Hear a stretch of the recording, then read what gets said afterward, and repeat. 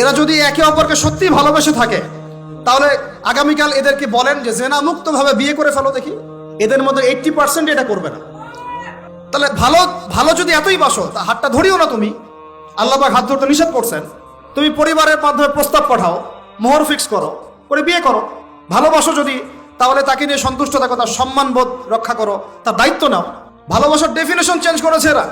একটা মেয়েকে ভালো তুমি যদি বেশেই থাকো ছেলেটাকে, তাহলে তুমি তার সাথে কিভাবে এভাবে হারাম জেনায় লিপ্ত হতে পারলা? তোমার তো বলা উচিত ছিল যে আমি একজন মুসলিম মেয়ে, আমি এসব জেনাতে যাব না, আমাকে যদি আপনি পছন্দ করেই থাকেন আমার বাবার কাছে প্রস্তাব পাঠান। সিম্পল।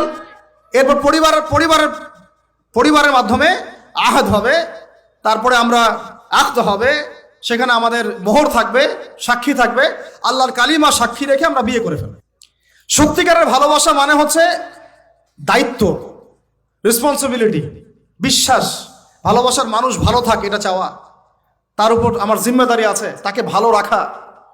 ভালোবাসা মানে কি? স্বার্থ ত্যাগ করে তার স্বার্থ দেখা, তাই না? সম্মান। ভালোবাসার ডেফিনেশন কি? ভালোবাসা মানে কি?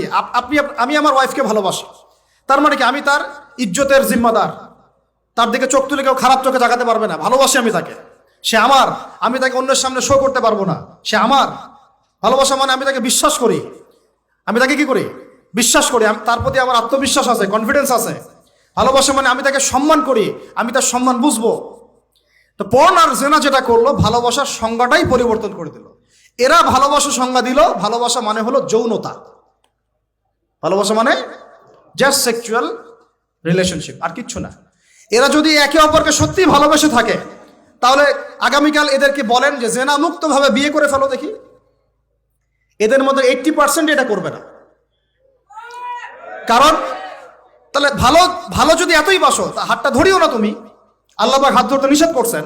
তুমি পরিবারের মাধ্যমে প্রস্তাব পাঠাও, মোহর ফিক্স করো, করে বিয়ে করো। ভালোবাসো যদি তাহলে তাকে নিয়ে সন্তুষ্ট থাকো, তার সম্মানবোধ রক্ষা করো, তার দায়িত্ব নাও। তার কি নিবা? দায়িত্ব নাও। ভালোবাসার ডেফিনেশন চেঞ্জ করেছে এরা। একটা মেয়েকে ভালো তুমি যদি বেশেই থাকো ছেলেটাকে, তাহলে তুমি তার সাথে কিভাবে এভাবে হারাম জেনায় লিপ্ত হতে পারলা? তোমার তো বলা উচিত ছিল যে আমি একজন মুসলিম মেয়ে, আমি এসব জেনাতে যাব না, আমাকে যদি আপনি পছন্দ করেই থাকেন আমার বাবার কাছে প্রস্তাব পাঠান। সিম্পল। এরপর পরিবারের মাধ্যমে আহাদ হবে, তারপরে আমরা আখদ হবে, সেখানে আমাদের মোহর থাকবে, সাক্ষী থাকবে, আল্লাহর কালিমা সাক্ষী রেখে আমরা বিয়ে করে ফেলব। এইগুলোর মধ্য দিয়ে ভালোবাসার ডেফিনেশন চেঞ্জ করে দেওয়া হবে। ভালোবাসার মানে যেটা ছিল সম্মান, ওটার নাম হয়ে গেল এখন যৌনতা। যৌনতা ছাড়া কোনো কিছুতে তারা এখন বিশ্বাসী না। এই হোটেলে যে যৌনতাগুলো হবে, আপনারা প্রত্যেক মালিকের জিম্মেদার, বহন করতে হবে আপনাদেরকে। ভাবতেছেন আমি তো ভাড়া দিছি, ও কি করে করুক ভিতরে, না, আপনিও দায়ী আছে, হিসাব আপনাকেও দেওয়া লাগবে। ও তো দিবেই, আপনাকেও দিতে হবে। যারা এটাকে পেট্রোনাইজ করেছে, যে চালু করেছে, ওকে নিয়ে আমি এখন চিন্তিত। এগুলো স্টাডি করতে গিয়ে যখন নামটা আমার মাথায় আসছে, আমার মানে কলিজাটাই কাঁপা শুরু করছে। একটা জিনিস হচ্ছে আপনি একটা খারাপ কাজ নিজে করেন, মনে করেন নাউজুবিল্লাহ এক ভাই নিজে সুদ খায়, এটা তার ব্যক্তিগত পাপ, ঠিক আছে? এক ভাই ব্যক্তিগতভাবে গান শুনছে, ব্যক্তিগত পাপ। এক ভাই ব্যক্তিগতভাবে হয়তো কেউ নাউজুবিল্লাহ জেনা করেই ফেলছে, এটা তার কি? ব্যক্তিগত পাপ। আল্লাহর কাছে ইস্তেগফার করবে, তওবা করবে, আল্লাহ চাইলে মাফ করে দিবেন, পাপ গোপন করে দিবেন ইনশাআল্লাহ, তাই তো? এটা একটা সুরত। একটা সুরত কি? আমি সুদ নিজে খাইছি, আরো লক্ষ কোটি মানুষকে খাওয়াইছি। আমি জেনা নাউজুবিল্লাহ সে নিজে করছে, অন্য আরো লাখ লাখ মানুষ, যুবক যুবতীকে জেনাতে উৎসাহিত করতেছে। নিজে গান শুনছে, মানুষকে শোনাচ্ছে, নিজের মৃত্যুর পরেও সেই গান বাজতেছে।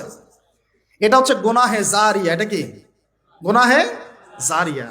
তাহলে একটা গুনাহ নিয়ে আদম আলাইহিস সালাম যদি এত বছর কান্নাকাটি করেন, ইব্রাহিম আলাইহিস সালাম কিয়ামতের মাঠে যদি বলেন আমি পারবো না সুপারিশ করতে, নূহ আলাইহিস সালাম যদি বলেন আমি পারবো না সুপারিশ করতে, ঈসা ইবনে মারইয়াম, মুসা আলাইহিস সালাম তারা পর্যন্ত বলবেন আমি আজকে আল্লাহ পাকের সাথে কথা বলার সাহস রাখি না। আর এই যারা গুনাহে জারিয়া চালু করে দিল, এদের কি অবস্থা হবে? কি অবস্থা হবে চিন্তা করেন। এভাবে ছড়ায় গেল ফ্রি মিক্সিং, ছড়ায় গেল ব্যভিচার, ছড়ায় গেল পর্নোগ্রাফি। এই পর্নোগ্রাফির মধ্য দিয়ে এরা আবার যখন পর্ন দেখে, বাইরে আবার স্কুল কলেজ বিশ্ববিদ্যালয়ে পড়াশোনা করে, ছেলে মেয়ে একসাথে পড়াশোনা করে না, বাসায় পর্ন দেখে, আবার সকালবেলা এসে স্কুল কলেজ বিশ্ববিদ্যালয়ে ছেলে মেয়ে একসাথে পড়াশোনা করে। তখন ওই যে পর্নোগ্রাফির যে পশুত্বটা, এটা ওর মধ্যে থেকে গেল। একটা মেয়েকে সে এখন চাচ্ছে জাস্ট ওর সাথে একটা সেক্সুয়াল সম্পর্ক করার জন্য। মুখে অনেক কথা বলতে পারে, ভালোবাসি, জীবন দিয়ে দিব, এইটা সেইটা, হাবি যাবি, বিয়ে করব, আসো আগে করি, আসো আমরা যৌন সম্পর্ক আগে করি, পরে না হয় বিয়ে করে নিব।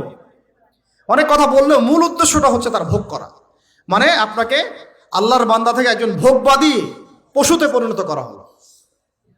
আল্লাহর বান্দা থেকে ভোগবাদী পশুতে পরিণত করা হলো।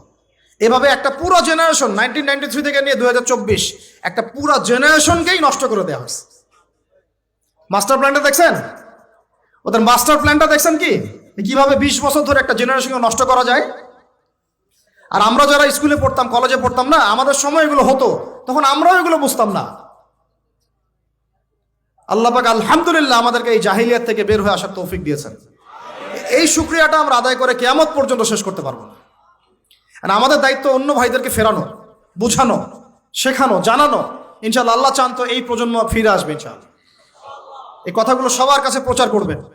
দেখেন তারপরে আরো আরো পরকীয়া তো বেড়ে গেলই, জেনা বেড়ে গেল, পরকীয়া বেড়ে গেল, সমকামিতাও বেড়ে গেল। এখন বলতেছে বাক স্বাধীনতা, একটা ছেলে একটা ছেলের সাথে সম্পর্ক করতেই পারে, নাউজুবিল্লাহ। সে বলছে ভালোবাসার আবার লিঙ্গ কি? কয়দিন আগে বলতো ভালোবাসার আবার ধর্ম কি, এখন বলছে ভালোবাসার আবার লিঙ্গ কি? নাউজুবিল্লাহ। ভালোবাসার কোনো লিঙ্গ নাই। তুই যে বেটা পৃথিবীতে আসলি, তুই কি ছেলে ছেলের মিলনের ফলে আসছিস? চিন্তা করেন তো কথাটা। ও যে এখন সমকামী হলো, এখন ওর বাবা মা নাই, ওকে আল্লাহ বাবা মার মাধ্যমে পৃথিবীতে পাঠান নাই। এই চিরায়ত আল্লাহর দেয়া সিস্টেমকে চেঞ্জ করে এখন ছেলে ছেলেতে জেনা করা শুরু করতেছে, মেয়ে মেয়েতে জেনা করা শুরু করতেছে। বলতেছে ভালোবাসার আবার লিঙ্গ কি? কয়দিন আগে বলতেছিল ভালোবাসার আবার ধর্ম কি? মানে বৌদ্ধ, খ্রিস্টান, হিন্দু, মুসলমান সবাই একাকার হয়ে প্রেম করতেছে।